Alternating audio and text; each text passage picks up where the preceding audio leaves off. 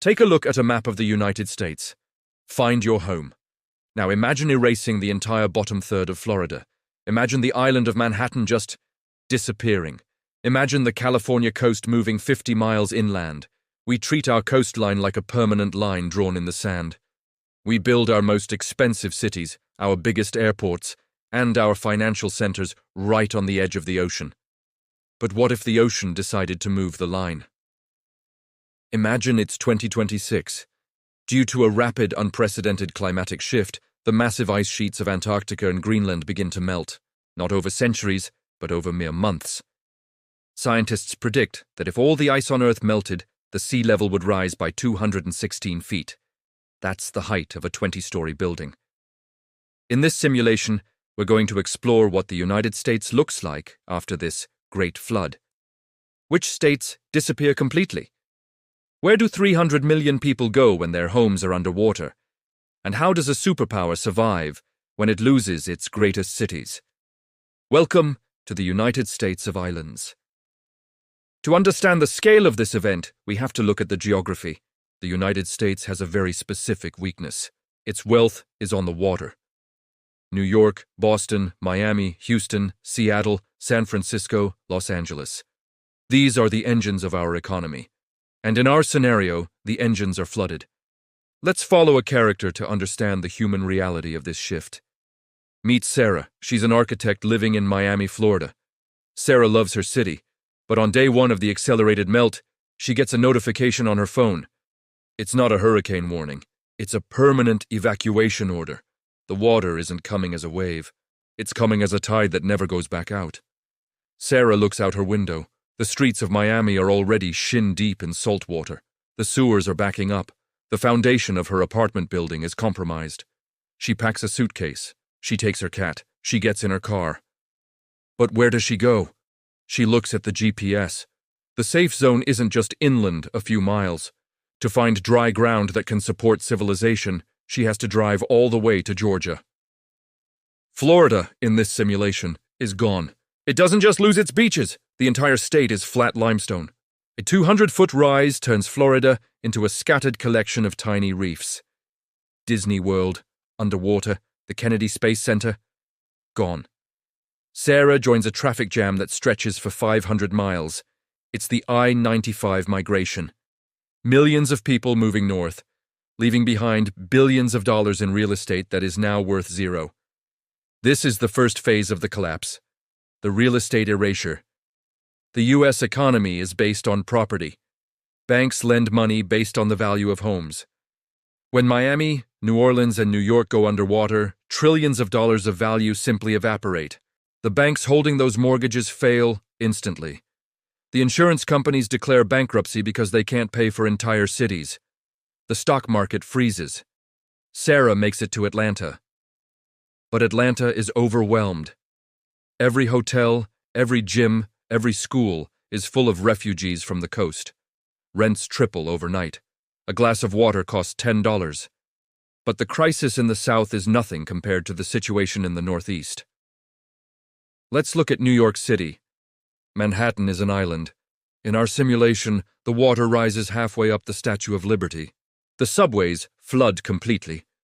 The skyscrapers of Wall Street are still standing, but they're islands of glass rising out of the ocean.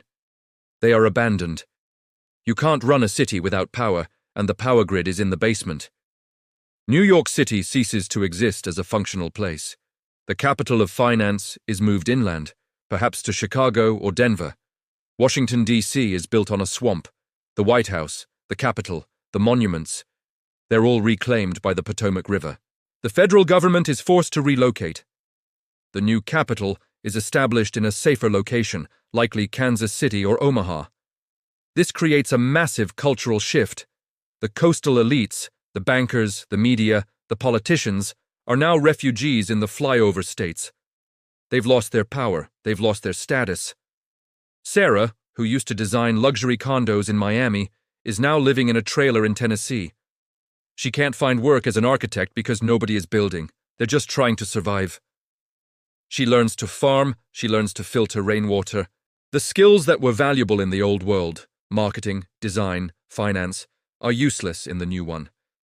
The skills that matter now are construction, agriculture, and mechanics. Now let's look at the new map. It's fascinating and terrifying.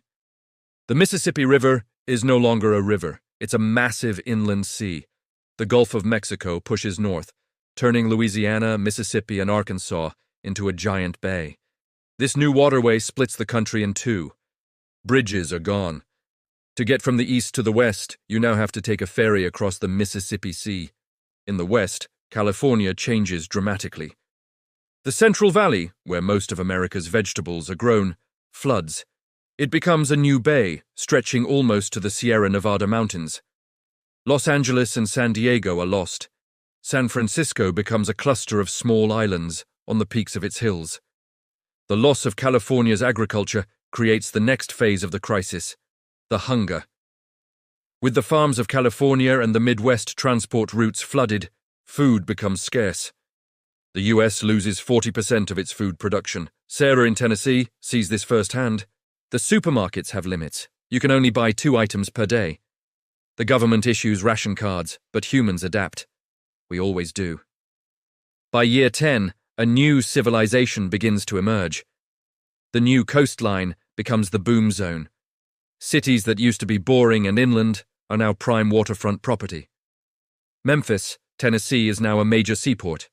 St. Louis is a coastal hub. Denver is the new center of finance and government. The economy transforms. Instead of digital tech and finance, the focus is on salvage. Sarah finds a new job. She doesn't design buildings anymore, she leads a salvage crew. They take boats out to the old cities. They sail through the flooded streets of Atlanta or the submerged suburbs of Houston. They dive down to recover steel, copper, and glass from the abandoned skyscrapers. It's dangerous work, but it pays well. The sunken cities are mines of resources for the new world. A new culture rises. It's a culture of the water. People live on floating cities, massive rafts made of recycled materials anchored near the new shore. They farm seaweed and fish. They use solar power and wind. They're nomads, moving with the tides. The United States is no longer a unified superpower projecting force around the world. It's too busy rebuilding itself. It becomes a quieter, more humble nation. The political divide changes too. It's no longer Democrat versus Republican. It's dry versus wet. The people who lived inland, the dry population, resent the refugees from the coast. They feel invaded. They build walls to keep the wet people out of their towns. Sarah faces discrimination. She's seen as an outsider who brought her coastal problems to the quiet interior. She has to prove her worth. But there is a silver lining. The flood forced a hard reset. The old infrastructure, the crumbling roads, the inefficient power grids, is gone. The new cities being built in the interior are designed differently. They're built to last. They're built with renewable energy in mind. They're built higher. Humanity stops fighting nature and starts living with it. We see the rise of hydropunk technology, boats that run on hydrogen, houses that float during floods and sit on the ground during dry seasons. Sarah eventually builds a new home. It's a houseboat docked near the new coastline of Arkansas. She watches the sun set over the Mississippi Sea. It's beautiful in a tragic way. She tells her children stories about the old world. She tells them about a place called Disney World that is now an underwater reef for colorful fish. She tells them about New York, where trains ran underground. Her children listen, but they can't imagine it. To them, the water has always been there. This is their normal. This simulation asks a profound question. We spend our lives accumulating things. We buy houses, we build monuments. We think they'll last forever. But geology operates on a different clock. To the planet, our cities are just temporary dust. If the water rose tomorrow, what would you take with you? Sarah took her cat in a suitcase. She left behind her furniture, her clothes, her photo albums. In the end, she realized that home isn't a building. It isn't a zip code. Home is the people you are with.